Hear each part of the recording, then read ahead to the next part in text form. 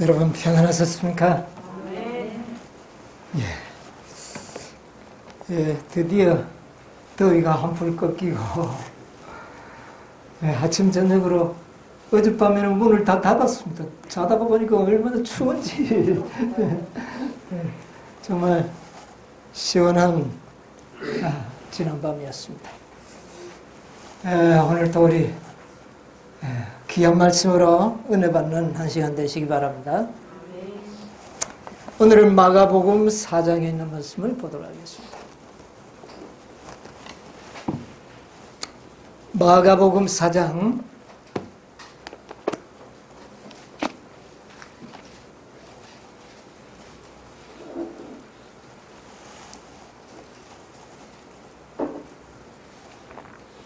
4장 35절로부터 있는 말씀을 제가 읽겠습니다. 그날 저물 때 제자들에게 이르시되 우리가 저편으로 건너가자 하시니 저희가 무리를 떠나 예수를 배에 계신 그대로 모시고 가매 다른 배들도 함께 하더니 큰 광풍이 일어나며 물결이 부딪혀 배에 들어와 배에 가득하게 되었더라. 예수께서는 고물에서 베개를 베시고 주무시더니 제자들이 깨우며 가라사대 선생님이여 우리가 죽게 된 것을 돌아보지 아니하시나이까 하니 예수께서 깨어 바람을 꾸짖으시며 바다에 들어 이르시되 잠잠하고 고요하라 하시니 바람이 그치고 아주 잔잔하여지더라. 이에 제자들이 이르시되 어찌하여 이렇게 무서워하느냐 너희가 어찌 믿음이 없느냐 하시니 저희가 심히 두려워하여 서로 말하되 저가 니기에 바람과 바다라도 순종하는고 하였더라.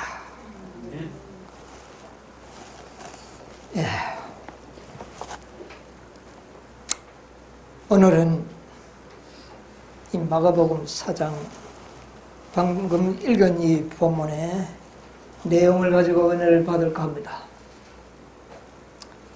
세대소망 35장에 보면 잠잠하고 고요하라. 바로 오늘 제가 읽은 이 본문의 내용을 중심으로 해서 귀한 말씀을 우리에게 전해주고 있습니다. 저는 이 설교를 꽤 많이 자주 했던 기억이 납니다. 참 이 설교를 할 때마다 저도 은혜를 받고 우리 듣는 분들도 매우 좋아하는 모습을 제가 기억하고 있습니다. 근데 또 이 설교를 하게 됐는데요.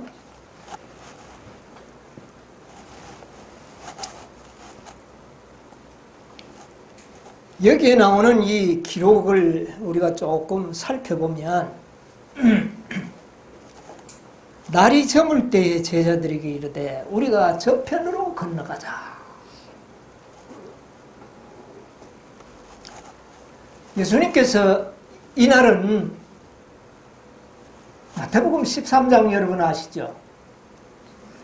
마태복음 13장에 보면 어떤 말씀들이 가득 차 있습니까? 씨 뿌리는 비유에서부터 감추인 보와 값진 진주의 보와 가로 서말 속에 넣은 누루 또 그물로 고기를 잡아서 골라내는 거 알곡과 가라지 추수하는 모든 그 엄청난 귀한 진리를 마태복음 13장에서 발견하게 되고 또 이 마가복음 4장에서도 역시 기록을 하고 있습니다. 그런데 마태복음 13장이 좀 더 상세하기 때문에 제가 말씀합니다. 이날은 예수님께서 온종일 정말 너무너무 귀중한 진리를 제자와 백성들에게 전하셨던 날입니다. 정말 이날 전했던 이 진리들은요, 개인적으로, 단체적으로, 교회적으로 매우 중요한 진리가 들어있습니다. 많은 분들은 이 진리를, 이 비유를, 그 내용을 완벽하게 깨닫고 있는 자들은 거의 아마 지금도 그럴 것입니다. 깨닫지 못하고 있습니다. 당시의 제자들도 예수님이 전하신 이 비유의 말씀을 깨달았을까요? 그들이 잘 못 깨달았어요. 나중에 와서 예수님에게 또 물어봤습니다. 또 물어봤다고 해서 깨달았을까요? 깨닫지 못했습니다. 정말 이 엄청난 이 진리를 제자들이 그날 깨달았다면 이 어마어마한 풍랑이 왔을 때 그들은 무서워하지도 두려워하지도 않았을 겁니다. 그런데 그것을 깨닫지 못했기 때문에 그것이 무섭고 두려웠던 겁니다.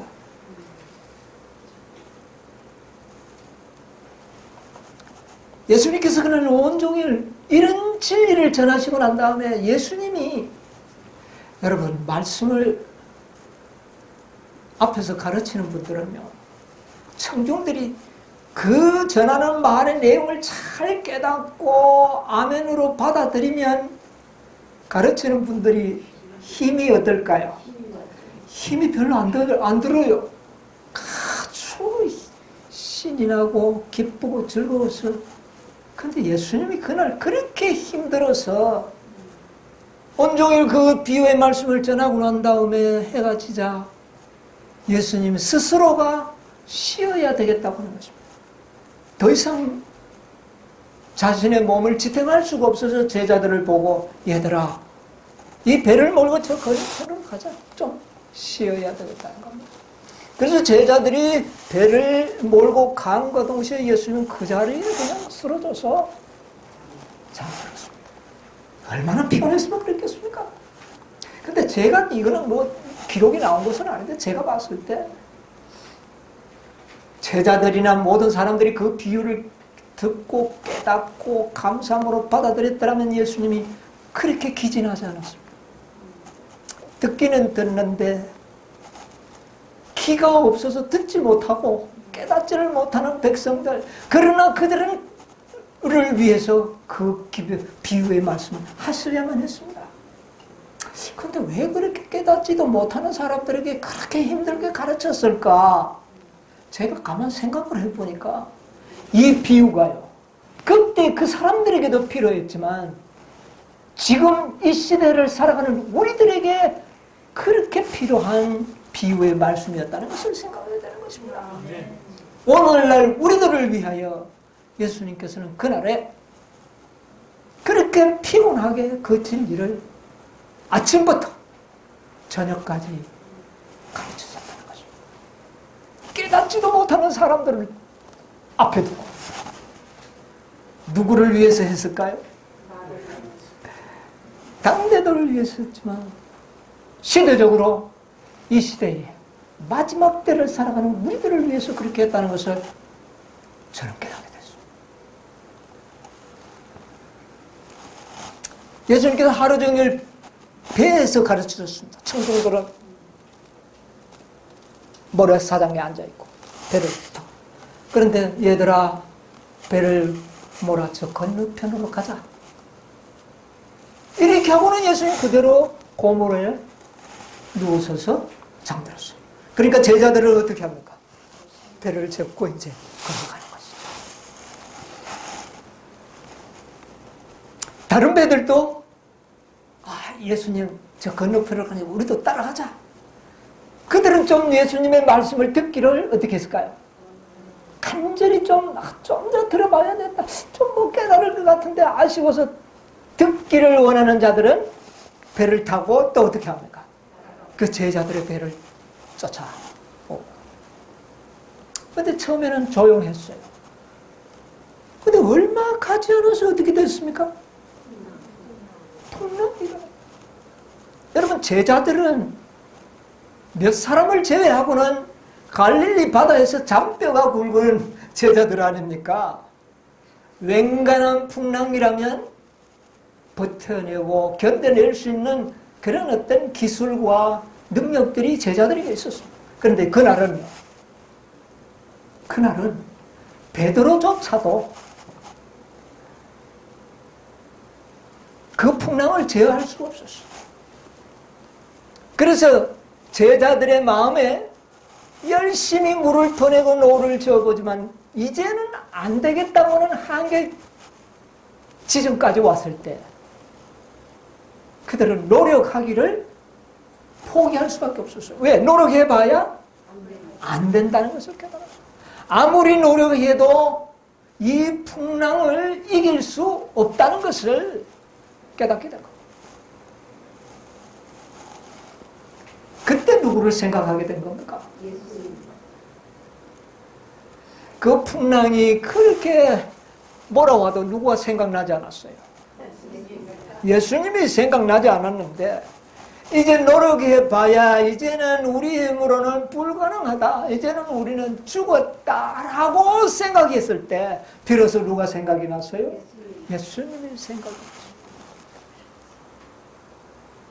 그래서 제자들은 아주 짧은 순간이지만 우리가 왜 이 바다를 건너가지? 어두운 밤에. 뭐라고 저 건너편에 우리가 가지?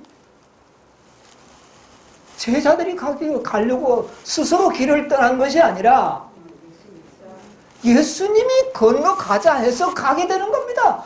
제자들도 피곤하지 않겠어요? 밤에 잠을 자야 되지 않습니까? 그런데 예수님이 건너가자 했기 때문에 그들은 이 밤에 항해를 나섰던 겁니다. 그게 순간적으로 기억이 났어요. 그러니까 누가 생각이 났을까요? 예수님이 생각이 났어요. 왜 우리가 이 바다에 말라고 저기 건너가느냐고 말이에요. 예수님이 건너가자 했잖아요. 그러니까 누가 생각나요? 예수님이 생각나요. 갑자기 번갯불이 확쩍 가는데 보니까 예수님은 그 배가 침몰 직전에 있고 그 바닷물을 뒤집어 쓰시면서도 예수님은 어떻게 해요? 평안히 주무시는 겁니다. 이 기가 차를 노릇하는 그제서 제자들이 예수님에게 가서 선생님이여 우리가 죽게 된 것을 알지 못하시나이까. 그렇게 예수님에게 이야기합니다. 그때 예수님께서 잠에서 깨어나셔서 상황을 보시면서 바다를 보고 어떻게 합니까? 잠잠하고 고요하라. 바다를 향하여 그 노도와 같은 풍랑을 향하여 뭐라고 이야기합니까? 잠잠하고 고요하라. 어떻게 됐습니까? 바람이 잔잔해지고 풍랑도 잔잔해졌습니다. 여러분 이것은 제자들이 이런 일은 처음 경험했습니다.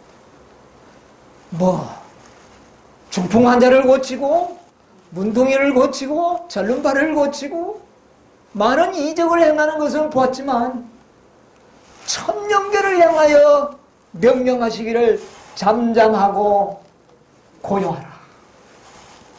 그 바람과 바다가 무슨 말기가 있습니까? 그런데 마치 들을 기가 있는 것처럼 잠잠하고 고요하라. 조용해졌습니다. 그리고 난 다음에 예수님께서 제자들에게 이야기합니다. 이에 제자들에게 이르시되 어떻게 해요?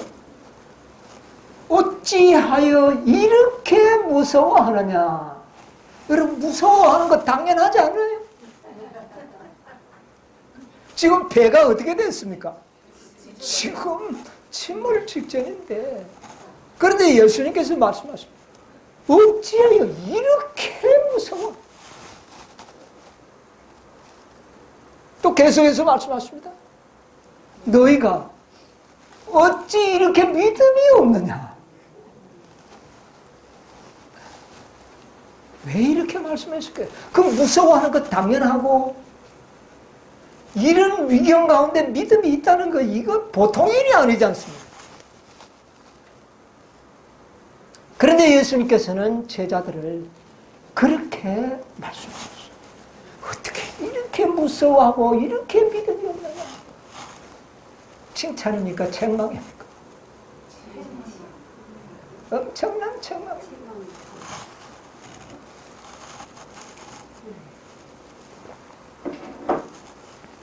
만약에 그날 낮에 가르치신 그 엄청난 비유 속에 담긴 진리를 가르치지 않았다면 이렇게 말씀하지 않았을 겁니다. 그날의 제자들이 배운 말씀은 정말 그들이 깨달았다면 무서워하지 말아야 됐습니다.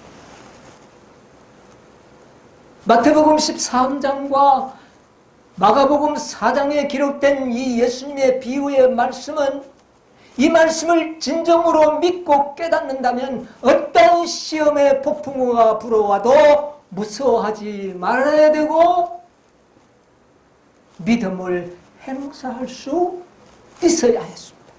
그런 진리의 말씀이 그들에게 이미 주어졌기 때문에 이 말씀을 한 겁니다. 무슨 말인지 이해하십니까? 여러분, 예수님께서도 어린아이에게 감당치 못할 시험을 허락하지 않죠. 우리가 감당치 못할 시험을 허락하지 않으신다는 그 말씀을 생각해 보면 이미 제자들은 이 정도의 시험은 뭐 할 수 있었다는 겁니까? 감당할 수 있는 진리가 그들에게 주어졌다는 것입니다. 그런데도 무서워하니까 어찌하여 이렇게 무서워하고 왜 이렇게 믿음이 없느냐는 책망을 하신 것입니다. 여러분, 오늘날 우리는 바로 이런 책망을 받을 위치에 있는 사람들이라고 하는 사실을 기억하시게 되기를 바랍니다. 그날에 주어졌던 이 비유의 말씀은 개인적으로나 교회적으로나 매우 중요한 교훈이었습니다. 개인의 구원, 씨 뿌리는 비유에서 깨달을 수 있습니까? 분명하게 이해하고 깨달을 수 있습니다. 여러분이요, 품성 변화되는 건 믿을 수 있습니까? 씨 뿌리는 비유에서? 확실합니까? 밀을 심었다면 열매가 뭐가 되어 나옵니까?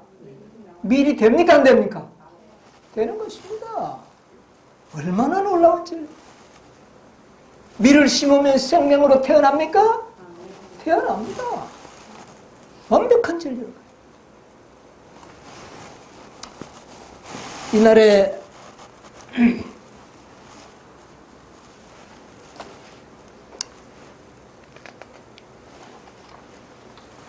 이날에 가르친 이 진리는요, 매우 중요한 진리였습니다. 그것을 우리 엘렌 G. 화이트는 간단하게 요약을 좀 했는데, 세대 소망 333페이지 가운데 보면 그날은 예수의 생애 중에서 다사한 날이었다. 예수께서 갈릴리 바닷가에서 잘 아는 예증으로, 비유로 말합니다. 비유로 당신의 나라의 성질과 하나님의 나라가 건설되는 방법에 대하여 백성들에게 설명했다. 여러분, 이것은 다시 말하면 구속의 경륜입니다. 그날에 가르친 것은 구속의 경륜입니다. 여러분, 이 비유를 단순하게 은혜의 교훈의 말씀만 받으면 그는 별 의미가 없습니다. 구속의 경륜입니다. 하나님의 나라가 건설되는 방법, 성질을 가르쳤다. 어떤 비유가 그것을 말하느냐 하면은 씨 뿌리는 비유가 그것을 말하고 있다. 그랬습니다. 예수께서는 자신의 사업을 씨 뿌리는 자의 비유에 말씀하셨고, 여러분, 씨 뿌리는 비유가 하나님의 나라가 건설되는 방법과 그 나라의 성질을 설명하고 있다. 씨 뿌리는 비유가 뭡니까? 세상 나라가 세워지려면 어떻게 해야 합니까? 다른 나라를 정복하고 정복함으로 세워지는 것이죠. 그런데 하나님의 나라는 세상 나라와는 전혀 관계없이 예수님께서 이 땅에 오셔서 진리의 씨앗을 심음으로 하나님의 나라가 어떻게 되는 겁니까? 건설되는 것입니다. 여러분의 하나님의 나라의 속성이 뭡니까? 이 곡식을 심으면 그 곡식은 곡식의 그 유전자 그대로가 만들어져 변화되어 나오는 그런 과정들을 우리가 다 배우지 않습니까? 하나님의 진리의 말씀은 모든 것이 사랑이죠. 그래서 그 뿌린 씨앗에서 뭐가 자라날까요? 식물이 자라나고 열매를 맺힘으로써 하나님의 품성이 어떻게 해요? 하나님의 나라는 하나님의 품성을 나타내게 되어 있는 것입니다. 그래서 씨 뿌리는 비유를 통하여 그것을 가르쳐 준 거예요. 여러분, 하나님의 왕국은 정복으로 되는 것이 아닙니다. 물리적인 힘으로 이루어지는 것이 아닙니다. 어떤 것과 경쟁하고 다투어서 되는 것이 아닙니다. 무엇으로 되는 겁니까? 씨를 뿌려, 사랑의 씨를 뿌림으로 되는 거예요. 진리의 씨를 뿌림으로 되는 것입니다. 그 다음에 하나님의 나라의 성장은 성장하는 것. 성장은 겨자씨의 생장과 가루 서말 속에 넣은 누룩의 영양에 비유하셨다. 하나님의 나라가 어떻게 성장할 것이냐? 진리의 씨를 예수님께서 뿌리는데 밭에 뿌리는데 어떤 밭에다 뿌렸습니까? 그 좋은 밭이 어떤 사람들이었어요? 그 좋은 밭이 어떤 사람들이었어요? 갈릴리의 불합무식한 그런 사람들의 밭에 아무도 쓸모없다고 세상 사람들은 가져다 쓰지 않는 그런 인간들의 마음밭에다가 뭐를 뿌린 겁니까? 진리의 씨를 뿌리는 겁니다. 그러니까 바리새인들이 저것들이 뭐 하겠다가 뭐 하겠느냐 그렇게 조롱을 했습니다.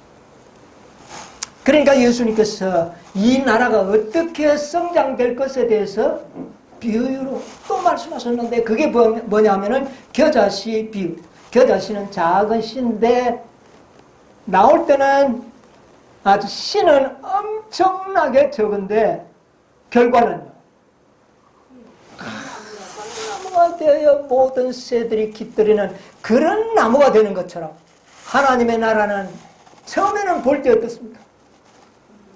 참 눈에 넣어도 뭐 그렇게 불편하지 않을 작은 씨지만 나중에는 어떻게 된다고요? 큰 나무가 될 것이다. 이게 하늘나라가 성장하게 되는 모습을 이렇게 봐. 그 다음에 가루 서말 속에 넣은 누룩. 누룩이 결국은 서말을 어떻게 합니까? 완전히 변화시켜버리는 거. 하나님의 나라는 이렇게 될 것이다. 그 다음에 계속 읽어보면요. 의인과 악인의 최후에 대불리는 곡식과 가라지 그리고 고기잡이 그물을 비율로 설명하셨다. 바리새인들이 보니까 제자들과 그 예수님 따라다니는 사람들 보니까 어떤 불황무식한 사람도 있지만은 아주 뭐 술주정뱅이 세상에 버림받은 인간들만 거기 따라다니고 있어요. 저런 인간들이 다 그러면 구원받게 되나? 그러니까 예수님께서 어떤 비유를 말합니까? 곡식과 가라지의 비유를 통하여 추수 때에 누가 와서? 천사들이 와서 곡식과 가라지를 어떻게 하리라? 분류하리라. 여러분, 이 비유는 결과적으로 현대 기별과 맞추어 보니까 그 천사들은 어떤 천사들이었습니까? 자꾸 다섯째만 자꾸 갖다 붙이면 안 되죠. 넷째 천사가, 셋째 천사가 곡식과 가라지를 구별하여 하늘 창고에 들이기도 하고 불태우기 위하여 단을 묶더라. 그렇게 하지 않았습니까? 그러면 이것은 바로 이 비유에서 모든 이 구속의 경륜을 설명해 주고 있지 않습니까? 마지막 1844년부터 하나님께서는 곡식과 가라지를 구별해서 알곡은 하늘 창고에 들이는 14만 4천인의 알곡이 나올 것에 대한 구속의 경륜을 이런 비유를 통하여 설명해냈다는 것입니다. 우리 화이트맨이 이렇게 연결해 주니까 얼마나 좋습니까? 그리고 고기잡이의 그물 비유, 다 끌어올렸다고 다 구원받는 것이 아니라 거기서 나쁜 고기는 어떻게 하겠다고요? 골라내겠다. 그래서 하늘에는 정말 놀라운 그런 영혼들만 구원을 받을 수 있도록 그렇게 구속의 경륜을 여기 하나하나를 설명했어요. 이게 다 비유로 말씀하셨는데 제자들이 깨달을 수 있었을까요? 지금 우리가 이런 설명을 하면 보니까 제자들이 그걸 깨닫기란 그때 그 당시에 깨닫기란 불가능했을 것입니다. 그래서 그들은 깨닫지 못했기 때문에 풍랑이 치니까 어떻게 했어요? 무섭고 두려웠습니다. 그런데 이제 우리는 어떻게 해야 될까요? 우리는요, 이제 마지막 백성은 무서워하고 두려워하는 백성이 되서는 안 됩니다. 마지막 우리에게 풍랑이 있습니다. 그때 우리가 제자들처럼 무서워서 뻘뻘 떨고 있다면 그게 되겠습니까? 안 되죠. 우리를 위하여 주신 비유였다는 것을 저는 절실히 느낍니다. 어느 시대에 어떤 백성들도 다 이 비유가 적용이 되지만 특별히 누구에게요? 우리들에게. 우리들에게 주는 거예요. 그리고 이 진리는 매우 탁월한 진리다. 예수께서 그가 가르치신 진리의 탁월한 기중성을 감추인 보화와 극히 값진 진주의 비유로서 예정하셨다. 그러니까 마태복음 13장에 나오는 그 놀라운 모든 비유의 말씀은 매우 귀한 진리라 그 말입니다. 지금까지 제가 간단하게 설명했지만 이 진리가 기중합니까 안 합니까? 마지막 알곡으로 하나님의 창고에 들임바 될 수 있느냐 없느냐는 바로 이 비유의 진리를 깨닫는 여하에 달려있는 것입니다. 그래서 지금 내가 오늘 가르쳐 준 이 진리는 탁월한 진리요 극히 값진 보화요 극히 값진 진주라고 그렇게 예수님께서는 평가하셨다. 여러분, 오늘날 우리가 깨닫고 있는 이 진리는 매우 값진 보화입니다. 또한 매우 값진 진주들이죠. 예정하시는 동시에 집주인의 비유로 제자들이 당신의 대리자로서 어떻게 일해야 할지를 가르치셨다. 오늘날 마지막 당신의 남은 백성들이 하나님의 대리자로서, 이거 보니까 예수님의 대리자로서 우리가 지금 일하는 사람들이에요. 청지기가 주인을 대리해서 일하고 있지 않습니까? 그래서 우리가 이 진리를 반드시 깨달아야 된다는 것입니다. 왜? 주인을 대신하여 청지기 노릇하는 사람들이 주인의 뜻과 주인의 사업을 이해하지 못하고서야 그 일을 할 수가 없다고 하는 것이죠. 여러분, 이것이 얼마나 놀라운 진리인지 모릅니다. 이 진리를 가르치지만 백성들은 깨닫지도 못하고, 그러니 예수님께서 세잔하신 것입니다.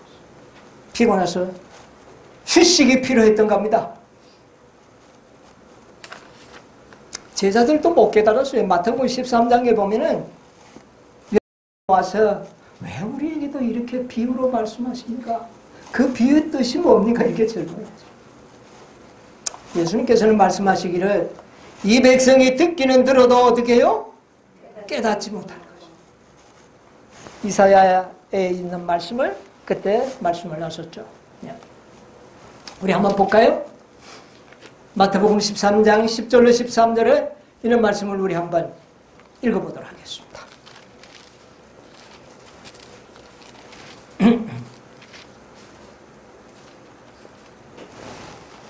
제자들이 예수께 나와 가로되 어찌하여 저희에게 비유로 말씀하시나이까? 대답하여 가라사대 천국의 비밀을 아는 것이 너희에게는 허락되었으나 저희에게는 아니 되었나니 무릇 있는 자는 받아 넉넉하게 되고 무릇 없는 자는 그에 있는 것도 빼앗기리라. 그러므로 내가 저희에게 비유로 말하기는 저희가 보아도 보지 못하며 들어도 듣지 못하며 깨닫지 못함이라. 그런데 왜 그렇게 했느냐? 15절에 보면 이렇게 말했어요. 이 백성들의 마음이 완악하여져서 그 귀는 듣기에 둔하고 눈을 감았으니 이는 눈으로 보고 귀로 듣고 마음으로 깨달아 돌이켜 내게 고침을 받을까 두려워함이라 하였느니라. 그들이 고침을 받을까 두려워했다 그랬어요. 이 말은 뭡니까?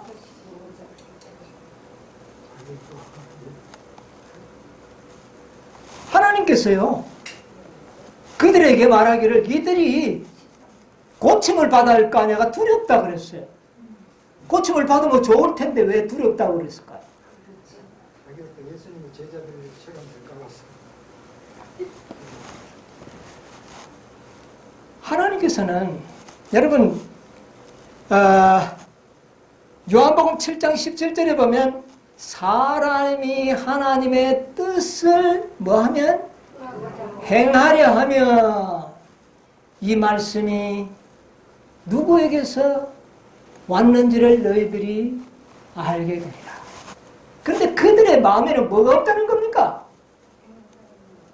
하나님의 뜻을 행하려는 마음이 없었다는 것을 하나님께서 아신 것입니다. 하나님의 뜻을 행하려는 마음이 없는데 진리를 깨달으면 될까요? 안 되죠.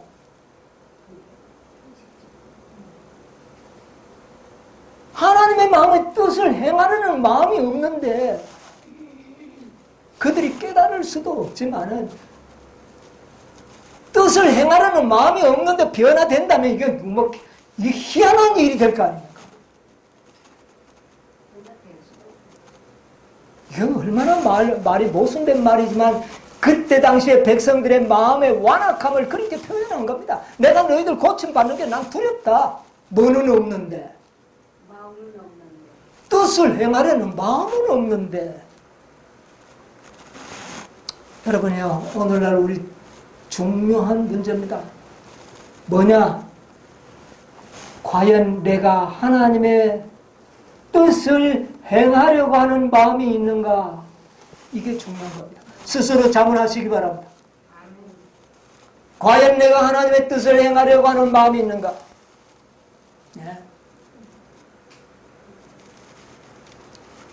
당대나 지금이나 정말 진정으로 하나님의 뜻을 행하려는 마음이 가지고 있는 겸손한 무리들이 많지 않다는 겁니다.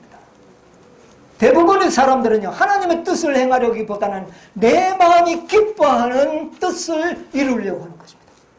내가 원하는 진리. 무슨 말인지 아십니까? 내가 기뻐하는 진리. 이것만을 받아들이려고 하는 겁니다.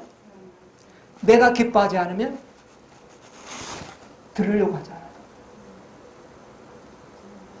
들어도 깨닫지를 못하게 되는 겁니다. 그런데 여러분, 내가 좋아하는 것이 아닌 아버지의 뜻이 무엇인가를 깨달으려고 하는 겸손한 마음이 가지고 있지 않는 한 그분의 진리의 말씀을 깨닫기란 불가능하다.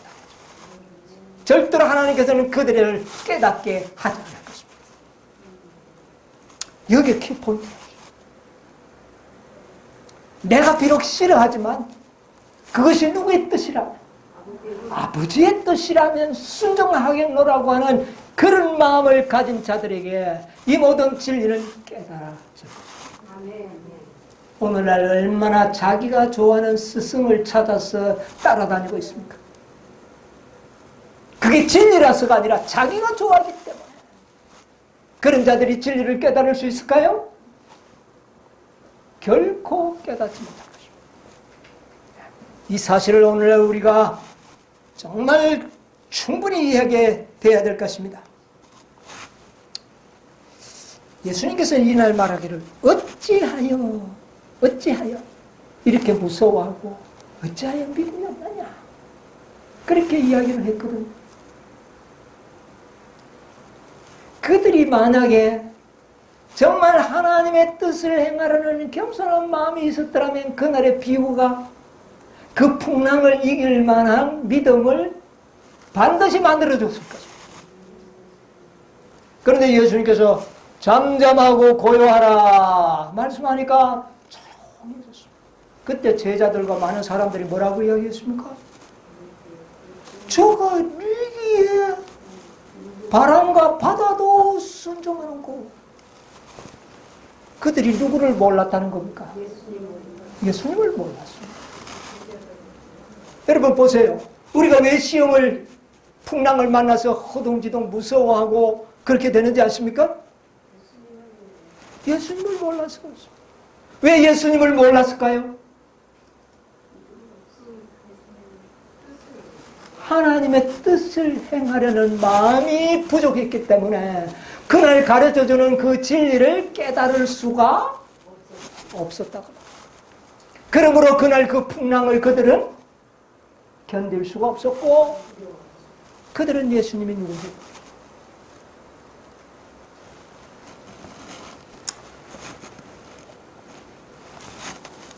여러분, 이 비유는요, 개인적으로도 중요하지만 단체적인 경우입니다.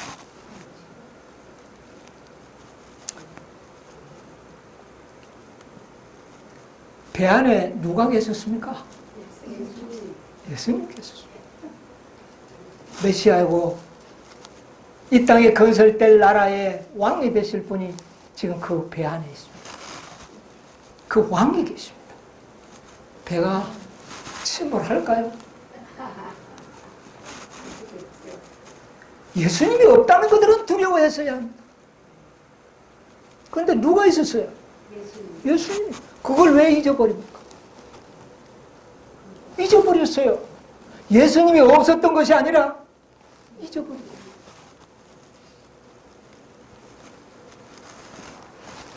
여러분, 오늘날 우리도 항해하는, 배를 타고 항해하는 것으로 비유되고 있죠. 우리 배에 예수님 타고 계실까요? 우리 배에 예수님이 타고 계신다는 보증을 갖고 있습니까? 네. 여러분, 이 진리는요, 작은 무리들에게 주어진 진리입니다. 작은 무리여, 뭐 하지 말라? 무서워하지 말라. 뭐를 만날 것이기 때문에? 풍랑을 만나게 되었습니다. 작은 무리들. 만약에 그날에 예수님께서 배를 타고 저 건너편으로 가자, 그러지 않았더라면 제자들이 왜 배 타고 갔겠습니까? 배 타고 가지 않고 그대로 있었다면 풍랑을 맞을 이유가 없었어요. 누구 때문에 풍랑 맞았습니까? 여러분, 그날 저녁에 맞은 풍랑은 예수님 때문에 경험하는 풍랑입니다. 남은 무리들은 예수님 때문에 당하는 풍랑이었습니다. 그러나 그 배에는 배를 타고 건너가자 할 때에 제자들만 보내지 않고 누구도 함께? 예수님이 함께 계셨다고 하는 사실. 아무리 풍랑이 쳐도 그 배는 무서워할 필요는 없었습니다. 누가 계셨기 때문에. 예수님이 온 인류를 위하여 십자가에 돌아가실 분이지 바다에 빠져 죽으실 분이 아니지 않습니까? 그렇죠? 예수님이 계시는 동안 이 배는 안전하다는 것을 그들은 믿음으로 알 수 있었어야 했습니다. 여러분, 우리가 굶어 죽을 사람들입니까? 아니죠. 어떤 사람들입니까? 하나님의 영광을 온 세상에 드러내기 위하여 부름을 받은 사람들 아닙니까? 그러므로 이 세상에 어떤 풍랑이 오더라도 우리는 무서워할 필요가 없는 겁니다. 우리는 분명한 목적의식을 가지고 사명을 받은 사람들입니다. 그런데 누가 우리와 함께합니까? 예수님이 우리와 함께합니다. 결코 우리가 예수님의 이름으로 굶어 죽지 않을 것입니다. 제가 그런 경험을 한번 한 적도 있어요. 제가 굶어 죽으면 예수님이 창피당하지 내가 창피당하지 않을 거다. 그런 생각을 해본 때가 있었습니다. 여러분이요, 우리는 예수님의 이름으로 사는 사람들이기 때문에 우리의 배는 침몰하지 않습니다. 분명히 우리는 목적이 있습니다. 그날에 배를 타고 건너가자고 하신 분은 예수님이었어요. 제자들 스스로 간 게 아닙니다. 여러분, 여기에 진리가 있어요. 아까 우리가 다섯째 천사라는 이야기를 했는데 우리가 다섯째 천사까지 깨닫고 지금 우리가 이 자리에까지 온 것은 우리 스스로 이곳에 온 것입니까? 아니에요. 아니요. 누가 그래라고 그랬습니까? 예수님.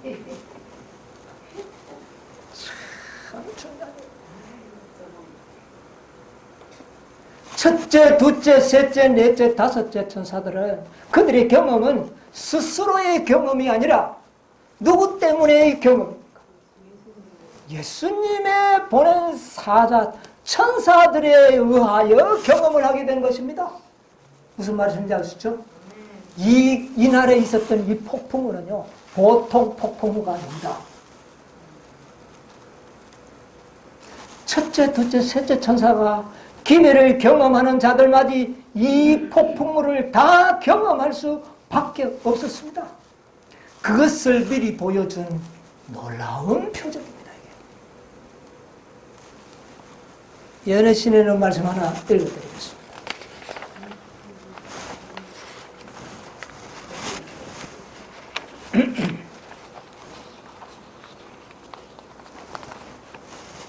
대쟁투 608페이지의 9페이지 가운데 보면 폭풍우가 다가올 때, 뭐가 다가올 때? 누구한테요? 다가올 때 셋째 천사의 기별을 믿노라고 공언해 오면서 진리를 순종함으로 성화되지 못한 많은 불의의 사람들은 그들의 위치를 떠나 반대편의 대열에 가담하게 될 것이다. 예언이죠. 뭐가 불어오겠다고요? 폭풍. 여러분, 셋째 천사의 기별을 믿노러 가는 자들은 이 폭풍우를 맞이하게 될 것이라. 첫째 천사의 기별을 받은 자들이 폭풍우를 경험했을까요? 폭풍우는 시험을 이야기하는 겁니다. 어떤 시험을 이야기하느냐? 주님의 종들은 믿음의 시련을 받을 것이다. 그들은 성실하게 경고해 왔고 하나님과 그분의 말씀만 의지해 왔다. 첫째 천사의 기별자들이 뭐만 의지해 왔습니까? 말씀만 의지해. 그들의 마음을 감동시키는 하나님의 영은 그들에게 말하도록 강권했다. 그들 스스로 전했습니까? 성령의 강권하심을 입었었잖아요. 그들은 거룩한 열성으로 고치되고 그들에게 강한 자극을 주는 거룩한 믿음으로 주님께서 그들에게 주신 말씀을 그들에게 전하되 그 결과는 고려하지 않고 그들의 의무를 이행하게 되었다. 이것은요, 앞으로 우리가 행할 경험을 지금 여기에 기록한 말씀인데 이 경험이 첫째 천사에게도 적용이 되고 둘째 천사에게도 적용이 되고 셋째 천사에게도 적용이 되고 나아가서 넷째와 다섯째도 적용이 되고 이 다섯 천사는 자기 스스로가 아니라 누구에 의하여? 하나님의 영에 의하여 주도를 받게 될 것이다. 그래서 그들은 그 말씀을 전하되 그 결과를 고려하지 않고 그들의 의무를 이행하게 되었다. 그들은 현실적 이해관계를 고려하지 않고 그들의 명생이나 생명을 보존하기 위하여 노력하지도 않았다.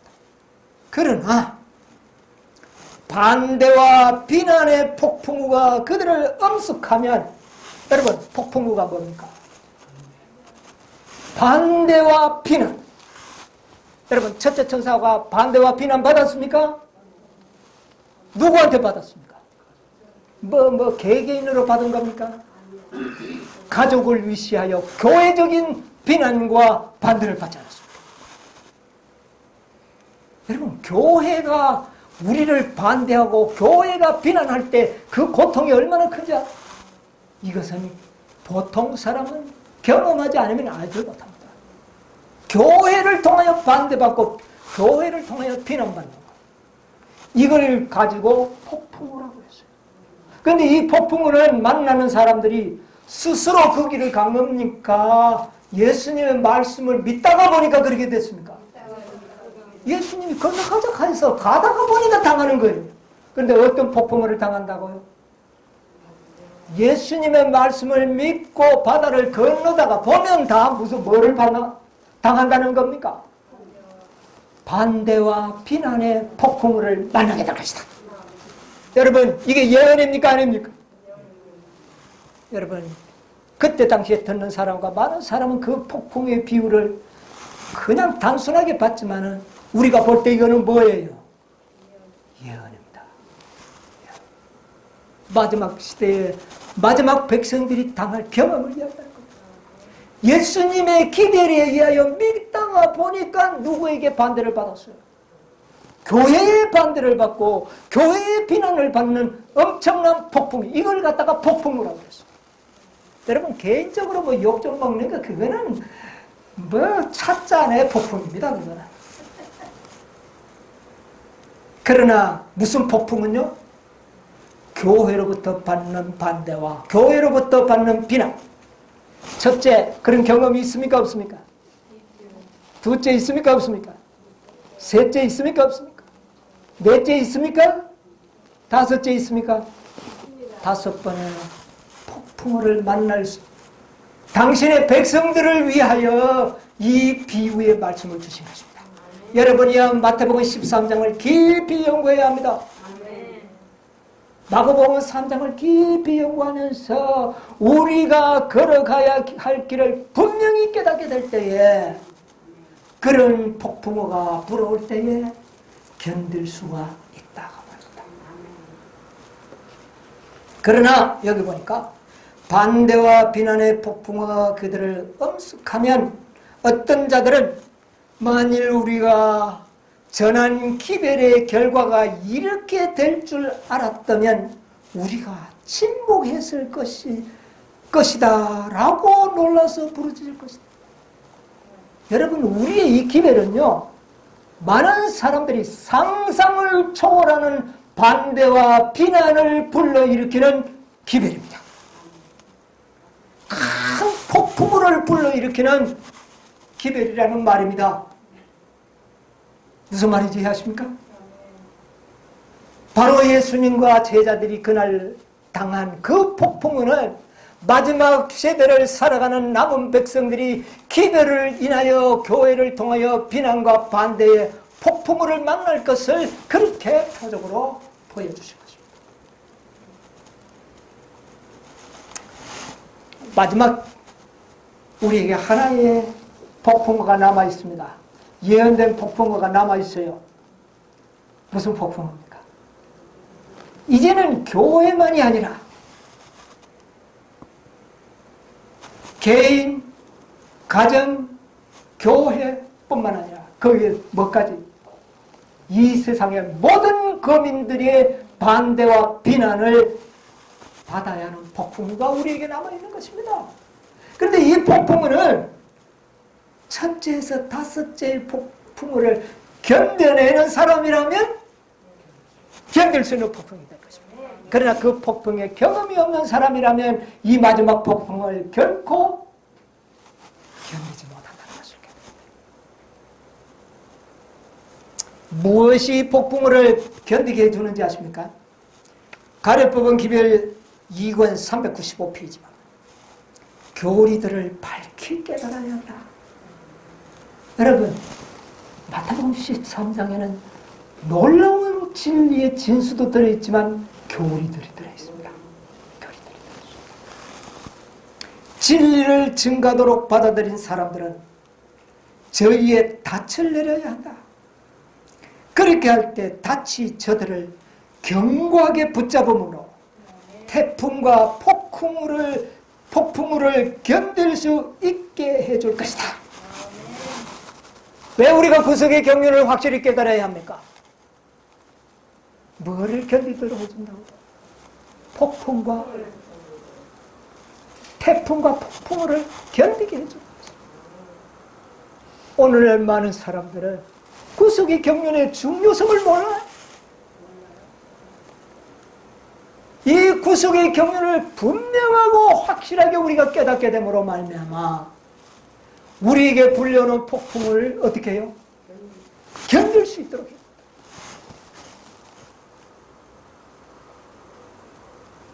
구속의 경륜을 예수님께서는 비유 속에 포함시켜 놓았다는 것입니다. 그것을 오늘날 우리가 뭐 하고 있는 겁니까? 지금 깨닫고 있는 것이죠. 열처녀의 비유에서, 포도원의 비유에서, 이런 모든 비유에서 이것을 우리가 지금 구속의 경륜의 비밀을 찾아내고 있지 않습니까? 이런 것들을 통하여 앞으로 우리에게 마지막으로 남아있는 폭풍을 견딜 수 있는 닻이 된다. 그래서 셋째 천사의 기별은 우리에게 뭐가 된다고요? 닻이 된다. 셋째 천사가 그냥 개인적으로 구원받는 복음만 전합니까? 셋째 천사는 저 하늘의 지성소의 문을 열어서 법궤의 뚜껑을 열어서 그 안에 법궤를 나타내 보여주는 놀라운 구속의 경륜을 이야기하는 겁니다. 그런데 오늘날 많은 사람들 구속의 경륜을 몰라요. 그러므로 그들은 폭풍우를 견딜 수가 없게 됩니다. 여러분, 오늘 이 폭풍의 놀라운 진리를 여러분 이해하시게 되기를 바랍니다. 오늘날 우리가 이 진리를 분명하고 깨닫게 된다면 이 폭풍우 때에 우리가 그렇게 무서워하지 않을 것입니다. 그렇게 우리가 믿음 없는 사람이 되지 않을 것입니다. 우리로 하여금 정말 믿음 있는 사람이 되도록 하기 위하여 예수님께서는 2000년 전에 제자들과 함께 이런 경험을 하도록 이미 우리에게 놀라운 역사로 남겨두셨다는 사실을 인하여 감사하시기 바랍니다.